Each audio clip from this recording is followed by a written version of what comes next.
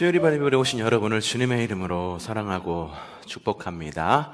자, 어부를 부르시다. 자, 두 번째 시간입니다. 지난주 말씀 여러분들 기억하고 계실 것입니다. 마태복음과 마가복음에 나와 있는 어부를 부르신 이야기, 그리고 누가복음에 나와 있는 어부를 부르신 이야기, 그 길이, 스토리의 길이만큼 굉장히 많이 다르다라고 하는 것을 여러분에게 말씀을 드렸어요. 마태복음과 마가복음에 나와 있는 어부를 부르신 이야기, 보통 우리는 제자를 부르신 이야기라고 하는데, 주님께서는 제자들을 부르신 것이 아니라 어부들을 부르신 것입니다. 완벽하게 제자로 세팅되어져 있는 사람을 부르신 것이 아니라 이제 세팅되어져야 하는 사람, 만들어져 가야 되는 사람을 주님께서 부르신 것임을 우리는 제목을 통해서도 알 수가 있지요. 이 이야기가 지난주에 봤을 때, 지난주에는 어떤 관점에서 봤냐 하면, 베드로와 그 이외에 세 명의 예수님의 제자들, 누구였었나요? 베드로와 누구? 안드레와 또 야고보와 요한, 이렇게 네 사람을 부를 때 가업을 떠나는 것에 대한 관점으로, 가업을 떠난다고 하는 것이 무슨 뜻인지, 그들이 그물을 버리고 주님을 따른 것이 무슨 의미였는지에 대해서 그런 관점으로 살펴보았습니다. 자, 이스라엘 백성들에게 가업을 떠난다, 길을 떠난다, 고향을 떠난다 라고 하는 이야기는 그들의 안정된 삶과 세팅된 그런 모든 삶을 떠난다라고 하는 의미를 갖고 있다라고 여러분에게 말씀을 드렸어요. 당시에 가족과 민족과 공동체의 울타리는 굉장히 중요했다. 이것을 떠난다라고 하는 것은 목숨을 건 모험이다 라고 말씀을 드렸죠. 사실 이스라엘 백성들은 떠남으로 인해서 그들의 정체성을 확인한 것을 볼 수가 있습니다. 그들의 조상, 제일 1조상 누구였나요? 네, 아브라함도 고향과 친척과 아버지의 집을 떠남으로 인해서 하나님과의 언약을 맺음으로, 그렇게 해서 이제 유대인, 이스라엘이라고 하는 그런 정체성을 갖게 되는 것을 볼 수가 있죠. 그리스도인도 마찬가지라고 말씀을 드렸습니다. 떠남으로 인하여 복의 근원이 되는 것, 그것이 그리스도인입니다. 그러면서 물었어요. 베드로와 안드레, 야고보와 요한은 그들이 무엇을 떠났나요? 라고 물었습니다. 무엇을 떠났죠? 네, 그들이 가지고 있는 가업을 떠났습니다. 가족을 떠났죠. 그들이 가지고 있는 사회 공동체를 떠났습니다. 그러면 우리가 떠나야 될 것은 무엇인가에 대해서 물었습니다. 여러분이 떠날 것은 무엇입니까? 우리 교회가 떠나야 될 것이 무엇입니까? 혹은 여러분의 가정이 떠나야 될 것이 무엇입니까? 우리의 믿음은요, 여행이다 라고 이야기를 합니다. 여행. 그래서 우리를 나그네라고 이야기를 하죠. 믿음의 선진들도 히브리서에서 뭐라고 그랬습니까? 선진들도 스스로를 나그네다라고 이야기했다라고 여러분이 이미 다 알고 계시는 이야기입니다. 인생이 나그네인 이유는 우리가 여행자이기 때문이에요. 여행자는 떠나는 사람들입니다. 떠나서 어디로 돌아가야 되는 사람? 다시 떠난 곳으로 돌아가야 되는 사람들. 우리의 본향은 어디? 하나님 나라. 하나님 나라를 본향으로 가지고 있는 사람들이 가지고 있는 두 가지 사명은 뭐라고 말씀을 드렸죠? 하나는 사랑의 사명, 또 하나는 전도의 사명. 그렇습니다. 우린 사랑의 사명과 전도의 사명을 갖고 이 땅에서 하나님 나라를 살아가는 하나님 나라의 백성입니다. 자, 지난 3일 동안, 3일 예배다라고 얘기했는데, 감리교회에서는 3일 예배라고 이야기하지 않아요. 감리교회에서는 그냥 수요 예배라고 이야기를 합니다. 또 장로교하고 다르게 부르는 거 있죠? 구역, 혹은 이걸 뭐라고 부르나요? 속회라고 부르죠. 전도회가 아니라 선교회. 언어가 다릅니다. 언어가 다르다라고 하는 건 내 정체성이 다르다라고 하는 거예요. 그리스도인들은요, 그리스도인이 됨으로 인해서 바뀌는 것이 언어입니다. 그리고 행동입니다. 우리가 이러한 달라진 삶으로, 새로운 피조물로 새롭게 여정을 떠나는 지혜가 있기를 바랍니다. 오늘 두 번째 시간이에요. 누가복음에 나타난 이 제자들을 부른 이야기, 어부들을 부르신 이야기 자 봅시다. 누가복음은 퀴즈입니다. 누가복음은 성경에 나와 있는 어떤 책의 1권이다, 전편이다. 자, 어떤 책의 전편일까요? 사도행전의 전편입니다. 사도행전의 프리퀄이 바로 누가복음입니다. 자, 그래서 이 누가복음은 예수님을 중심으로 복음이 어떻게 퍼져 나갔는지를 그리고 있고요. 사도행전은 누구를 중심으로? 제자들을 중심으로 복음이 어떻게 땅끝까지 이르게 되는지를 보고 있는 것이 두 개가 다른 점이에요. 특별히 그래서 이 사도행전을 살아가던 시대의 사람들은 주님께서 다시 오실 것이다 라고 하는 임박한 종말론을 갖고 그들은 생활을 하고 있었어요. 그러니까 주님이 내일 오실지 모레 오실지 혹은 오늘 수요예배 끝나고 바로 오실지 알 수가 없었던 거예요. 그들은 그렇게 믿고 살아갔던 사람이죠. 그게 임박한 종말론을 살아간다라고 하는 의미예요. 그런 상황 속에서 주님께서 다시 오시겠다라고 하는 약속이 하루, 이틀, 사흘, 나흘, 닷새, 엿새, 일에, 여덟에, 아흘에, 열흘, 네, 그렇게 지체가 됩니다. 지체가 됨으로 인해 가지고 그들이 이룬 것이 있는데 그게 바로 교회라고 하는 거예요. 여러분, 교회론이 확실하게 해서 여러분에게 서 있어야 돼요.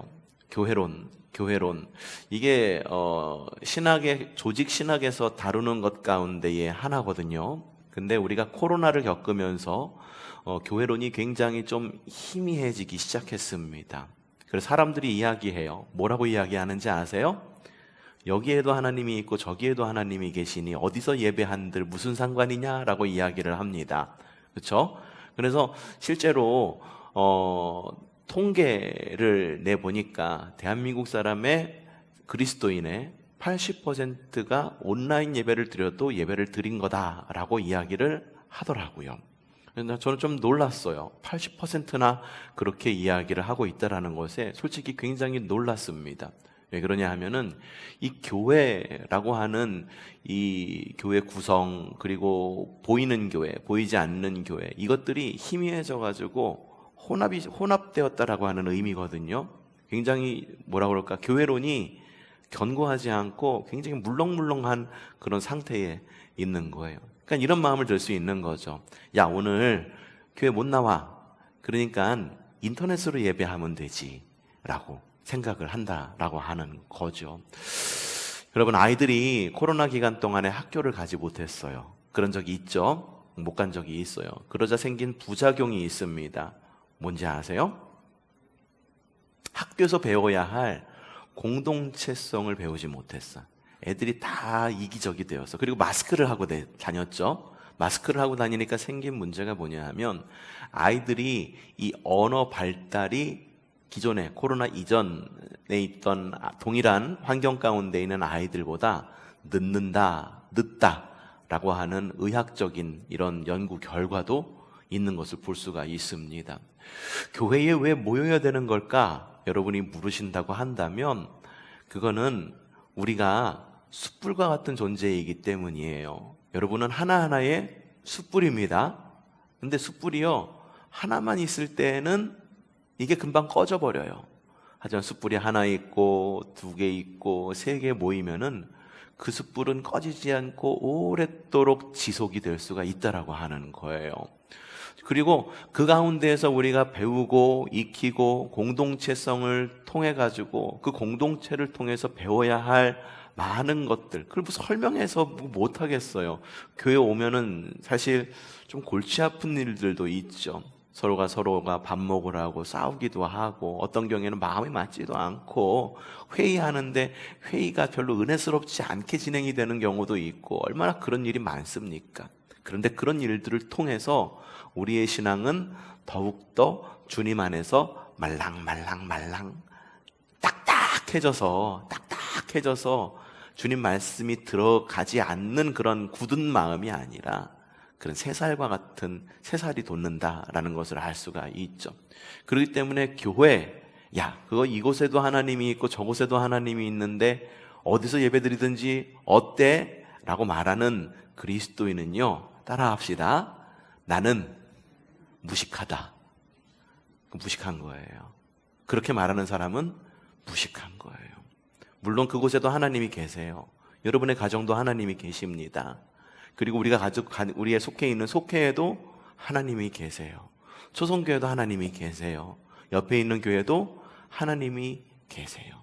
하지만 우리가 가지고 있는 공동체를 통해 가지고 이 교회라는 공동체를 통해서 우리가 배울 수 있는 유익을 생각하지 않고 공동체 의식 없이 혹은 아무런 책임감도 없이 그냥 몸만, 그냥 생각만, 아무런 그런 소속감 없이 살아간다라고 하면은 우리는 이 땅 가운데서 하나님 나라를 살아갈 때 우리의 사명을 지켜나가는 것 사실상 굉장히 어렵다라고 하는 거예요. 주님께서 교회라고 하는 것을 세우게 하셨어요. 만들게 하셨어. 처음에 교회는 교회라고 하는 그런 어떠한 이름을 갖고 시작된 공동체가 아니었었어요. 처음에 교회라고 하는 것은 주님의 길을 따라가는 사람들. 그래서 교회라고 하는 것은 그 공동체, 주님을 믿는 공동체는 길이라고 하는 의미를 갖고 있었습니다. 길이 무엇인가요? 우리가 어디를 갈 때 그 길을 통해서 어디론가 갈 수가 있는 거죠. 그렇죠? 우리도 예수님을 통해서 구원의 길을 가는 사람들이에요.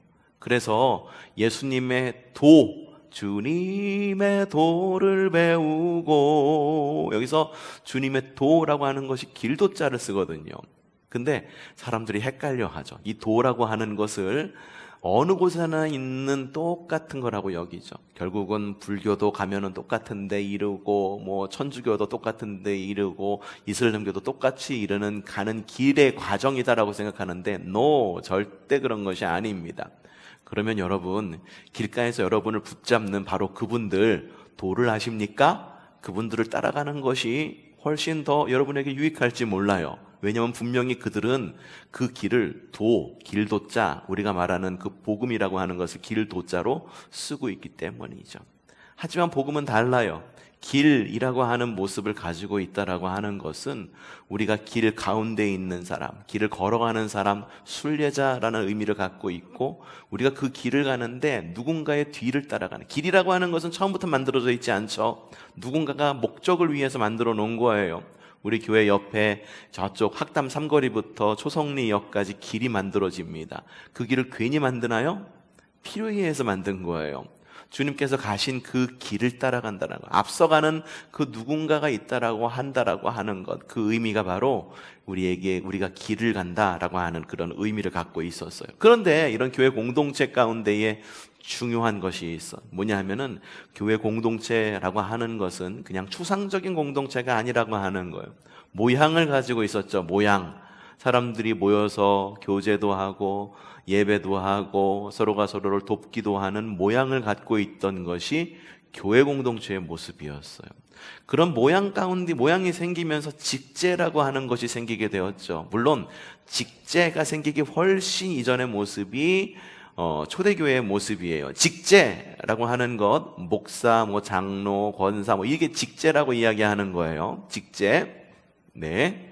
그런 모습이 생겨나기 훨씬 전이긴 하지만 그래도 그 공동체 가운데에 예전부터 리더십이라고 하는 사람이 있었다라고 하는 거죠. 초대교회의 리더십, 대표적인 리더십이 누구였을까? 성전 미문에서 지체장애인을 일으켜는 사람이 누구였어요? 베드로와 요한이었잖아요. 베드로가 굉장히 중요한 역할을 했어요. 또 예수님의 동생이었던 안드레, 굉장히 중요한 역할을 했던 사람이었던 거예요. 그러다 보니까는 아마도 누가복음이 이 사도행전의 프리퀄 1편이라고 하는 그런 의미에서 사도행전 가운데에 큰 영향력 능력과 지도력을 끼치고 있는 베드로에 대해서 설명할 필요가 있지 않았을까? 그래서 베드로가 부름받은 이야기를 더 길게 기록하고 있었던 것이 아닐까? 실제로 그게 필요했겠죠. 왜?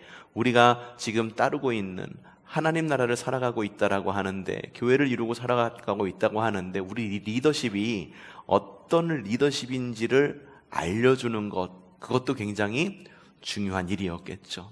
그래서 그들이 예수님을 따라가는 삶이다라고 이야기를 하지만, 어떻게 따라가야 될지 모를 때 그 리더십이 어떻게 부름받았는지를 보고, 그 리더십이 어떻게 신앙생활을 해왔는지, 어떻게 주님을 따랐는지를 보면서 하나의 표본, 하나의 모범 혹은 멘토가 되어줄 수가 있었을 것이다 라고 하는 거예요. 그렇다 보니 누가복음에 나와 있는 그 어부를 부른 이야기는 그러다 보니 더 길게 쓰여진 것이 아닐까, 이렇게 추측해 볼 수가 있습니다. 배경은 게네사렛 호숫가라고 이야기를 합니다. 게네사렛 호숫가라고 하는 것, 게네사렛 호숫가는 어느 호수와 같은 거라고 그랬죠?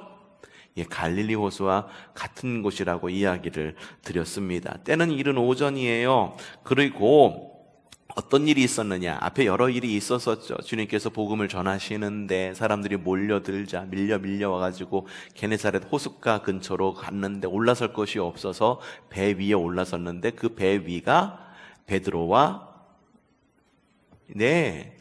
가정의 배였다라고 하는 거예요. 배에 올라가고 복음을 전하셨어요. 그게 굉장히 좀 유익했었고, 그리고 굉장히 좀 쉽게 우리가 좋아하는 과학적이었어. 왜 그러냐 하면, 이 게네사렛 호숫가는 이렇게 천연의 원형 경기장처럼 되어 있었대요.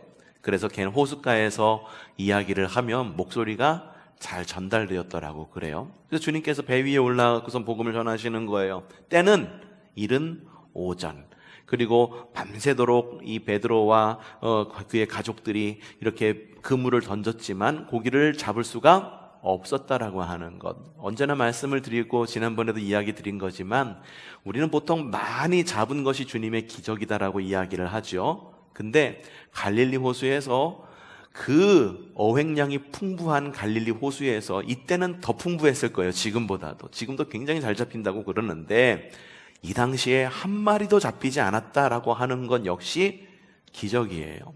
그건 역시 주님께서 하신 일이에요. 여러분, 우리의 삶 가운데에 평상시 이래야 되는데 이렇지 않아, 하나님께서 나를 떠나가셨나 봐 라고 생각이 들 때가 있어요. 근데 그때도 주님께서 함께 하실 때예요. 주님께서 어쩌면은 평상시에 당연하고 상식적으로 돼야 할 일들이 되지 않게 함으로 인해서 주님이 나와 함께 하신다를 갖다가 알려주기 위해서 물고기를 한 마리도 잡지 못하게 하실 때가 있다라고 하는 거예요. 그러니 그것을 분별할 줄 알아야 돼요. 야, 내가 물고기를 한 마리로 잡지 못했어. 푸념하면서 그냥 이른 새벽에 그물을 이렇게 깁는 그런 삶이 아니라, 베드로처럼, 베드로가 어떻게 했는지 한번 봅시다. 자, 이른 아침에 주님께서 오셔가지고 주님께서 말씀하십니다. 깊은 곳에 가서 그물을 던져라. 자, 누가 물 잡는 장인인가요? 전문가인가요? 베드로? 예수님? 베드로예요. 베드로가 장인이고 전문가인데 예수님의 직업이 뭐였어요? 목수였잖아요. 석수라고 말하는 사람도 있어요. 그런데 목수가 이게 와가지고 훈수 두는 거예요. 그런데 일반 사람 같으면은, 야, 네가 뭘 한다고 이런 얘기를 해? 어이, 꺼져! 라고 이야기할지 모르지만, 베드로의 대답은 범상치 않습니다. 5장 5절 초반전 말씀 좀 읽어보도록 하겠습니다. 시작! 시몬이 대답하였다. 선생님, 우리가 밤새도록 애를 썼으나 아무것도 잡지 못했습니다. 네, 다 알고 있죠. 그런데 자, 5장 5절 후반절부터 7절까지 시작. 그러나 선생님의 말씀을 따라 그물을 내리겠습니다. 그런 다음에 그대로 하니 많은 고깃대가 걸려들어 그물이 찢어질 지경이었다. 그래서 그들은 다른 배에 있는 동료들에게 손짓하며 와서 자기들을 도와달라고 하였다. 그들이 와서 고기를 2배에 가득 채우니 배가 가라앉을 지경이 되었다. 아멘. 다 알고 있는 이야기예요. 다 알고 있는 이야기. 그런데 우리가 늘 이 이야기를 읽으면서 도무지 이해가 되지 않는 부분이 있어요. 바로 5장 8절의 말씀이에요. 시작. 시몬 베드로가 이것을 보고 예수의 무릎 앞에 엎드려서 말하였다. 주님, 나에게서 떠나 주십시오. 나는 죄인입니다. 여러분, 주님께서 물고기를 굉장히 많이 잡게 하죠. 풍어의 복을 주셨어요. 근데 풍어의 복을 주신 것과 베드로가 주님께 나와서 나는 죄인입니다 라고 하는 요 사이에 어떤 커넥션이 잘 연결이 돼요? 고리가 잘 연결이 됩니까? 일반적인 경우에 주님께서 풍어의 복을 주셨어. 그 풍어의 복이라고 하는 게 지금 베드로에게 있으니까는 이 어획량이 많은 그런 복을 주신 거지만, 여러분에게 비교하자 그러면은 어떤 복이 있겠어요? 어떤 복이 있겠어? 어떤 복을 받고 싶으세요? 지금 시급한 문제가 막 해결되거나, 예? 아니면은 뭐 어떤 경우? 막 이런 문제들이 해결되거나, 막 모든 일이 잘 되거나, 자녀가 막 갑자기 막 공부를 열심히 해가지고 서울대학교 가갖고 뭐 갑자기 또 임용고시에 막 합격해가지고 막 이런 일이 막 주어지는 거라고 하는 거죠. 보통의 사람의 경우에 이런 일이 주어지면은 어떻게 반응할까요? 어떻게 반응해? 춤추겠지. 그리고 어떻게 하겠어? 어떻게 하겠어? 아이, 내가 한턱 쏠게. 아, 무슨 일이 있어? 아유, 무슨 일이 있기는. 우리 자식이 공부를 그렇게 안 하더니 속을 썩이더니만은 고3 때 열심히 공부하더니만 그래서 서울대학교 갔네. 내가 쏠게. 그러고서 쏘는 거예요. 여러분, 이게 제가 얼마 전에 TV를 봤는데 그 어쩌다 어른이라고 하는 프로그램이 있더라고요. 어쩌다 어른 시즌 1의 73 에피소드였었던 것 같아. 그걸 보는데 고려대학교의 어느 심리학교 교수가 나와가지고 대한민국 사람의 심리에 대해서 이야기를 하더라고요. 우리나라 사람이 가지고 있는 굉장히 독특한 그런 문화가 있대요. 그게 뭐냐면은 한턱 쏠게라는 거예요. 여러분, 한턱 쏜다라는 말은 무슨 뜻일까요? 한턱 쏜다라고 하는 말? 그럼 내가 밥 살게라는 말로 듣잖아요. 근데 그 고려대학교 교수님께서 그 외국인하고 만날 기회가 있었대요. 그러면서 그 우리나라에서 살던 그 외국인 교수가 이야기를 하더래. 내가 생각할 때 한턱 쏠게라고 하는 말이 나는 밥 살게라는 말로 처음에 이해했거든. 근데 밥 살게라는 의미가 아니더라고 라고 이야기를 하더래요, 외국인 교수가. 그래서 우리나라 고려대학교 교수님께서 그랬대요. 그럼 그게 무슨 뜻인데? 라고 물었더니만은 내가 한턱 쏠게 라고 하는 말은 내가 오늘 주인공이야 라는 의미라고 그러더라고요. 여러분, 그렇죠? 내가 한턱 쏠 때 아무 때나 쏘지 않죠? 어떨 때 쏴? 좋은 일이 있을 때. 그리고 어떨 때? 뭔가 특별한 일이 있을 때 이렇게 한턱을 쏘게 돼요. 아무 때나 한턱 쏘는 사람 수상해요. 그렇죠? 아무 때나 한턱 쏘겠대. 자기가 다 사겠대. 그럼 받아먹다가도 어느 순간 되면은 참 부담스러워지는 거예요. 그래서 한턱 쏠게라고 하는 말은 내가 주인공이야 라는 그런 의미를 담고 있대요. 그래서 아주 재밌는 이야기를 하더라고요. 한턱을 쏘러 갔어. 그래갖고선 온 교회 사람들이, 예를 들자면 교회 사람들이 한턱을 내가 오늘 한턱 쏠게, 수요예배 모인 사람 한턱 쏠게 하고 가갖고선 밥을 먹고 있는 거예요. 근데 어떤 한 권사님이 갑자기 일이 생겨가지고 어디 좀 잠시 좀 다녀와서 한 10분에서 15분 정도 늦게 합류하겠대. 그래서 그러시라고 그러고선 밥을 먹으러 갔네. 오늘은 거하게 사람들이 좀 평소에 먹지 않았던 음식을 딱 시켜갖고 먹는 거예요. 그래서 이 권사님, 밥을 쏘는 이 장로님이라고 합시다. 장로님이 오늘은 내가 쏘니까 마음껏 먹으라고. 근데 그곳에 모인 한 집사님이 물어보는 거예요. 아이고, 장로님, 무슨 좋은 일 있어요? 좋은 일 있으신가 봐요. 이렇게 한턱까지 다 쏘시니. 그러니까 장로님이 으쓱하면서 얘기하는 거 뭐라고? 글쎄, 우리 애가 공부를 그렇게 못해가지고선 속을 썩이더니만은 고3 때 어떻게? 공부를 열심히 해가지고 어딜 가? 서울대학교를 갔대. 그러니까 거기 있는 사람들이 어머머머머머 그런 일이 있냐고 막 축하해주면서 오늘 밥 잘 먹겠다고 막 그러면서 밥을 막 맛있게 먹고 있었던 거예요. 그런데 그곳 가운데서 빠진 한 사람이 있었어. 아무개 권사님, 한 10분씩 20분 늦게 오겠다는 그 권사님이 도착을 한 거예요. 근데 이 권사님은 이 장로님이 밥을 쏜다라고 하는 의미를 알고 있었을까? 몰랐어. 모르고 온 거야. 모르고 와가지고선 밥을 먹고 있는데, 야, 이 밥 근데 왜 장로님이 왜 이 밥을 사신대? 그러니까 글쎄 장로님의 첫째 아들이 공부를 잘해갖고 이번에 서울대학교를 들어갔대. 그러니까 그랬어 라고 말하는데, 그 마음 가운데 어떤 마음이 드냐면은 약간 그 좀 시기심 어린 그런 마음이 드는 거야. 그러더니 생각해 보니까는 이번에 우리 손주가 서울대학교가 아니라 글쎄 포항공대를 갔다라고 하는 거죠. 포항공대가 훨씬 더 공부를 잘해야지 가요. 알고 계시죠? 그래서 은근히 흘리는 거예요.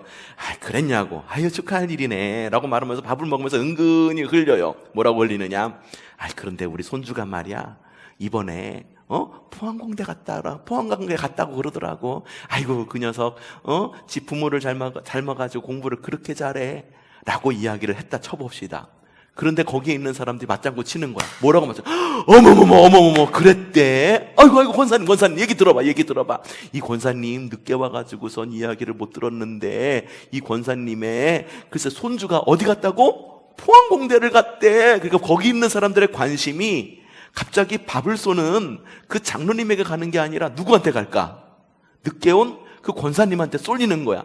축하한다고 이야기를 하는 거지. 그런데 생각을 해보세요. 밥을 쏘는 이 장로님의 마음이 어떻겠어? 그러면은 어때? 밥을 쏜다라고 하는 말은 무슨 말? 내가 주인공이라고 하는 말. 주인공이 어떻게 됐어? 근데 갑자기 바뀌었어. 그럼 밥을 쏘는 의미가 있어요? 없어요? 없게 된 거예요. 그러니까는 요거는 헛밥 쌌다, 뭐 이렇게 생각할 수도 있는 거죠. 교회에서도 비슷해요. 이 공동체 안에서 무슨 일을 하려고 그럴 때 십시일반으로 뭐를 준비합시다 라고 말하면은요, 굉장히 저조해요. 어느 정도 십시일반을 모아야 될지 어떻게 될지 몰라요. 그런데 하나 숙제를 내주는 거예요. 오늘 우리 교회가 이렇게 뭐를 준비해야 되는데 중요한 무엇이 없어요. 누군가가 이걸 좀 헌물해 줬으면 좋겠어요 라고 이야기하잖아요.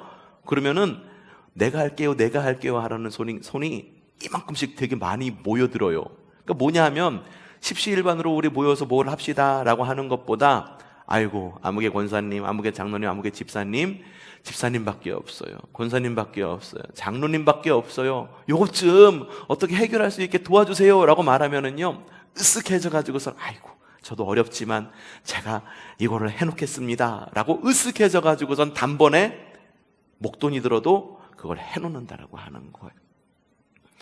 그런 경우가 굉장히 많아요. 이게 뭘까? 공동체 안에서 내가 한 사람 한 사람의 역할을 충실히 잘하는 것보다 내가 뭔가 주인공이고 싶은 거야. 저거 내가 해놓은 거야. 저거 내가 성취해 놓은 거야. 내가 이만큼 해놓은 거야 라고 하는 것을 보여주고 싶은 것이 이게 사람의 마음인 거예요. 그럼 베드로가 다시 한번 돌아가 봅시다. 베드로가 물고기를 어마어마하게 많이 잡았어요. 그럼 베드로는 어떻게 반응을 해야 옳은 걸까? 많은 사람들한테 있을 때 이게 배가 막 꺼질 정도로 이게 물고기를 잡았어. 돌아오면서 뭐라고 얘기했을까? 우리나라 사람 같으면 내가 한턱 쏠게. 이렇게 반응해야지. 이게 어쩌면 사람의 욕망을 잘 표현한 그런 스토리가 되지 않겠습니까? 그런데 뭐라고 얘기해요? 그걸 받은 이런 일을 겪은 다음에 베드로가 한 일 뭐라고 말합니까? 주님, 나에게서 떠나 주십시오. 나는 죄인입니다. 죄인임을 인정하게 버린다라고 하는 거예요. 왜 이런 일이 있을까? 요즘에 예수님의 사람을 지금 진행을 하고 있어요. 이거 선한목자교회에서 하고 있었던 그런 성경 공부 교재인데요. 여기에 이런 이야기가 쓰여져 있어요. 제가 뭐 설명하는 것보다 유기성 목사님이 직접 쓴 이야기를 한번 읽어봐 드릴게요. 1단원의 2과에 나오는 이야기예요. 예수님의 십자가는 죄인을 위한 십자가입니다. 지옥에 갈 죄인들을 구원하시기 위해 십자가를 지신 것입니다. 내가 지옥에 갈 죄인이라는 사실을 깨닫게 해주는 것이 바로 십자가의 능력입니다.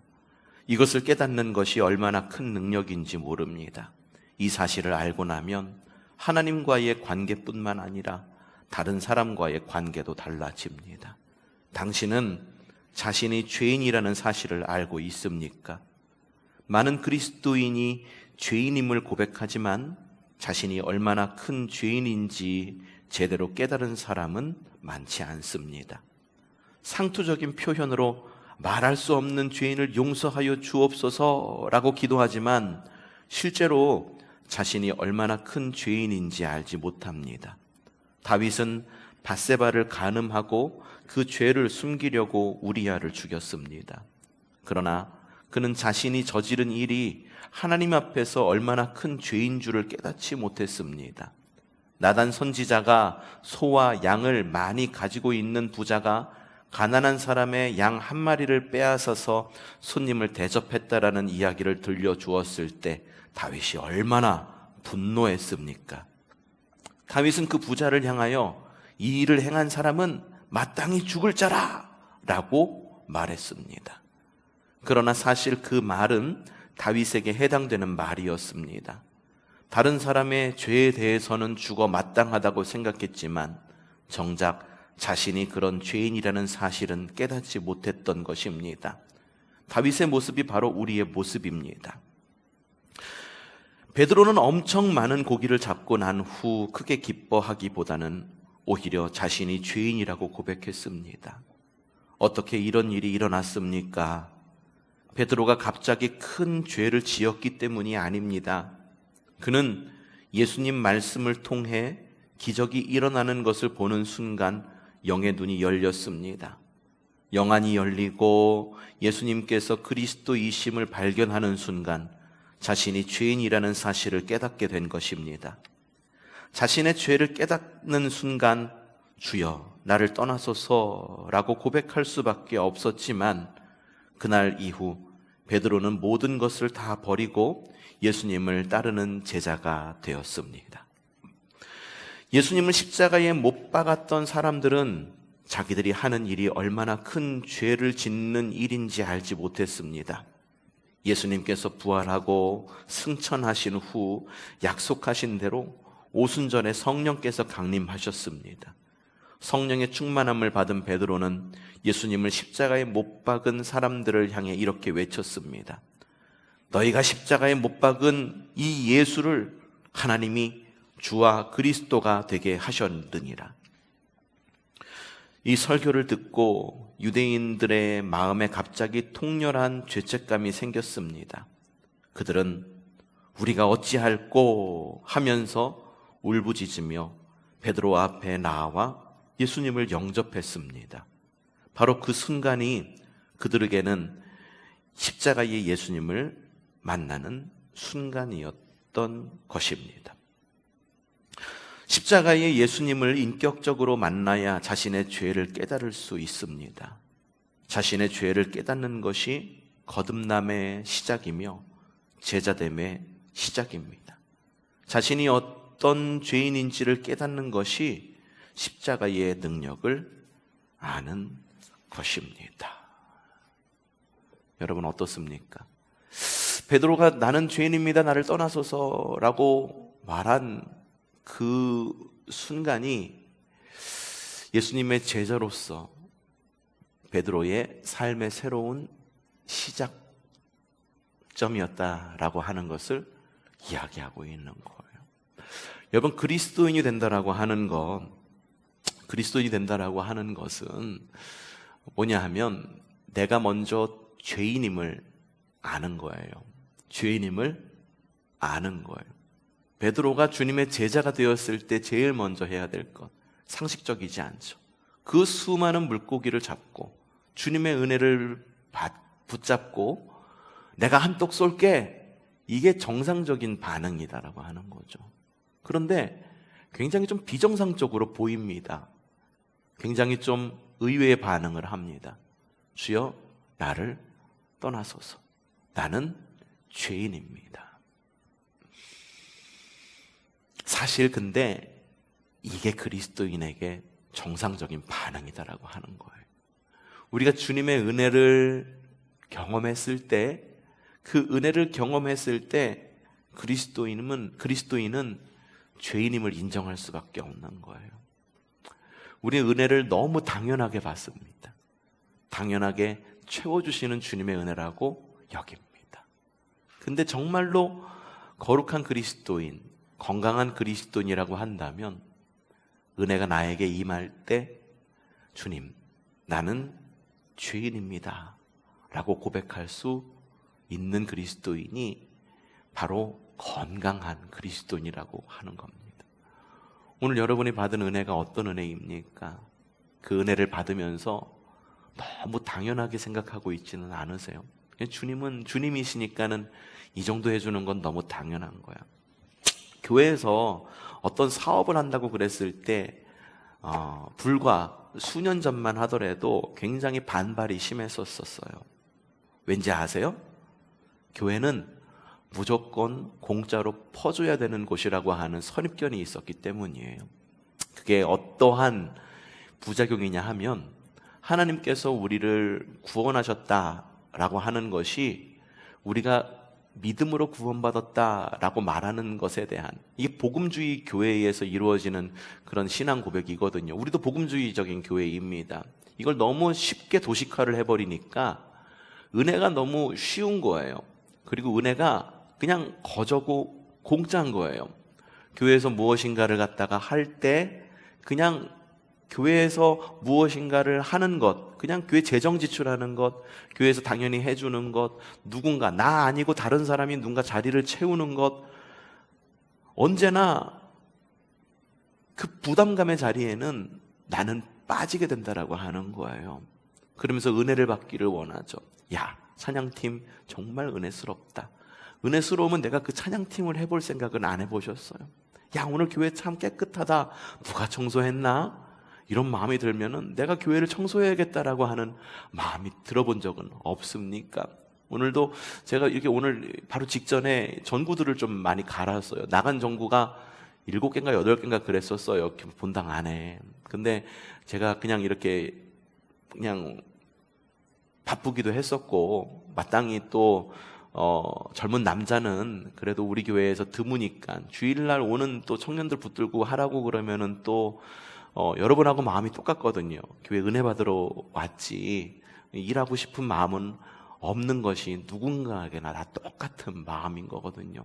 그래서 그냥 두고 봤어요. 봤더니만은 하나, 둘, 셋, 4개 막 나가기 시작하는데 이게 여름에 더 잘 나가거든요. 왜냐면 우리 지붕이 그냥 한 겹이에요. 한 겹. 그러다 보니까 뜨거운 이게 이 열기가 나면은 불을 켜면은 열에 이 전구를 켜면 전구가 또 어때요? 뜨겁죠? 열에 열이 더해지니까 전기가 버티지 못하고 전구가 나가는 거거든요. 겨울에 이렇게 많이 나가지 않아. 꼭 여름에 이렇게 많이 나가. 그런데 그걸 보고선 생각하는 거죠. 야, 저도 그렇게 생각했으니까 야, 저것 좀 누가 좀 갈았으면 좋겠다. 저것 좀 보고도 왜 문제의식을 갖지 않지? 라는 마음이 드는 것이 사실 사람의 마음인 거거든요. 근데 사람의 본성이 그렇다라고 말은 하지만 우리가 그리스도인, 그러니까 교회라고 하는 것이 자꾸만 믿음으로 구원받았어, 너의 믿음으로 구원받았어라고 말해보니까 우리가 심은 게 엄청나게 많은 걸로 보인다라고 하는 거예요. 내 믿음이 엄청나게 큰 줄 안다라고 하는 거예요. 내 믿음 정도면은 주님께서 기꺼이 십자가 정도는 지셔야지라고 하는 믿음, 사실 마음속으로는 부끄러워서 이야기하지는 못하지만 저 깊은 내면 가운데 있는 그런 믿음의 고백이라고 하는 게 너무 좀 부끄러울 정도로 너무 좀 그걸 뭐라고 그래야 돼? 너무 떳떳하게 내 믿음 정도면은 주님께서 십자가 지셨어야지. 이 정도의 믿음을 갖고 그걸로 구원받았다라고 생각했다라고 하는 거예요. 그래서 그 전에 있었던 선제된 은혜에 대해서는 다 잊어버려. 그래서 은혜가 임할 때 어떻게 사람들이 반응하냐 하면은 당연해. 야, 오늘은 누가 주인공? 누가 주인공? 내가 주인공이야. 그러니까 내가 한턱 쏠게. 이렇게 교회 안에서도 똑같이 사람의 마음이 심리가 그렇게 흘러간다라고 하는 거예요. 여러분, 주님의 은혜가 우리에게 임했을 때, 임해서 무엇인가가 나에게 충만하게 되었을 때, 그게 재정이 되었던, 아니면은 뭐 다른 환경이 되었던, 관계가 되었던, 주님의 은혜가 나에게 임해서 그 은혜를 내가 누리게 되었다면 정말로 주인공이 되어야 될 분이 누구십니까? 납니까? 그래서 내가 한턱 쏠게 라고 이야기를 반응하는 것이 그게 옳은 걸까요? 저는 우리 교회 성도들이 좀 달라졌으면 좋겠어요. 그리고 이 방송을 보고 있는 모든 사람들이 좀 다르게 생각했으면 좋겠어요. 은혜가 임했다라고 한다면 그 은혜의 주인공은 그 은혜를 누리고 받은 내가 아니라 그 은혜를 주신 주님이라는 것을 믿음으로 고백하면서 그 앞에 처절하게 엎드려질 줄 알아야 되는 거예요. 하나님, 나 같은 죄인에게 이러한 큰 은혜를 주시니 감사합니다. 하나님, 나 같은 죄인에게 이러한 체험을 주시니 감사합니다.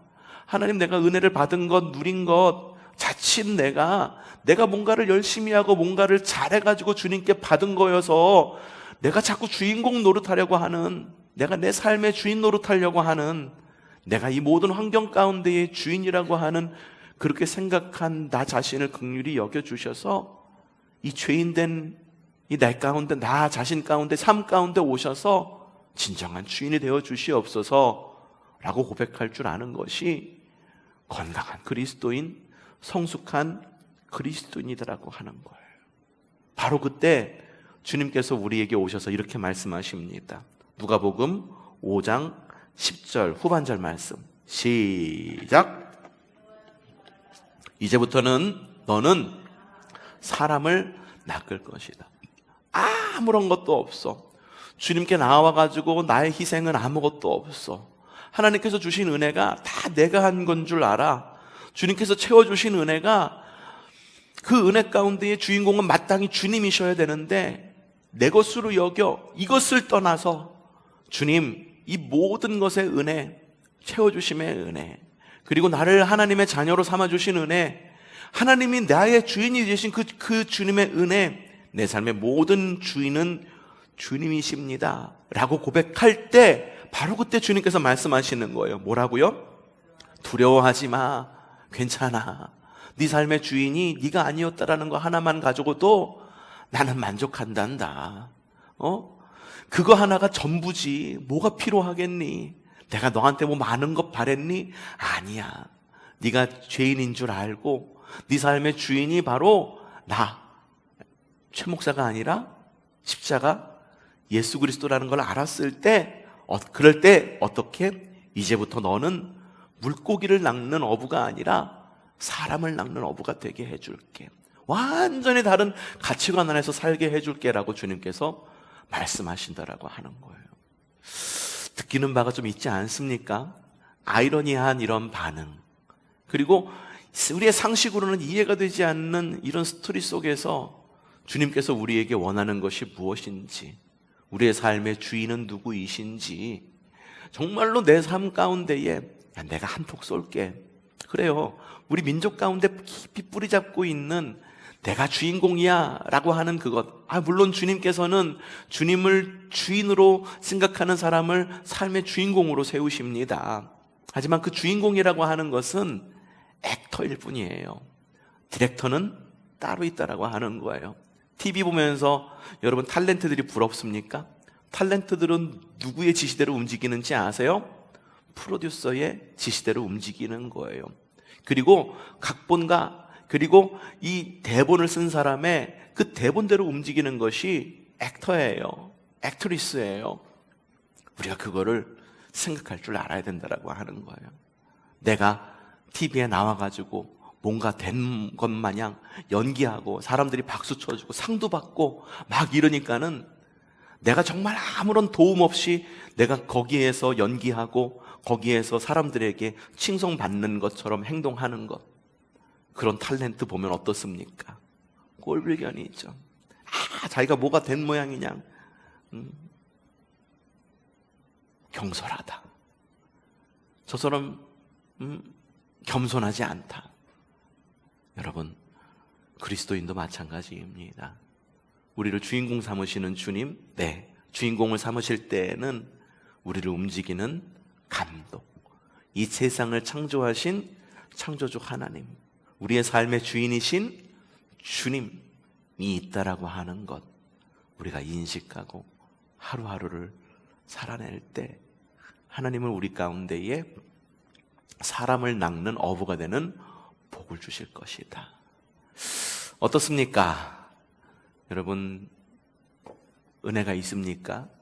그럼 그 은혜의 주인공이 되고 싶으세요? 그럼 영광은 누구에게 돌리겠습니까? 하나님께 영광을 돌리고, 하나님 정말로 내가 한 것은 아무것도 없군요. 주님이 나의 은혜입니다 라고 고백하며 오늘 하루 남은 한 주 살아내는 저와 여러분이 되기를 주님의 이름으로 축복합니다. 내가 주께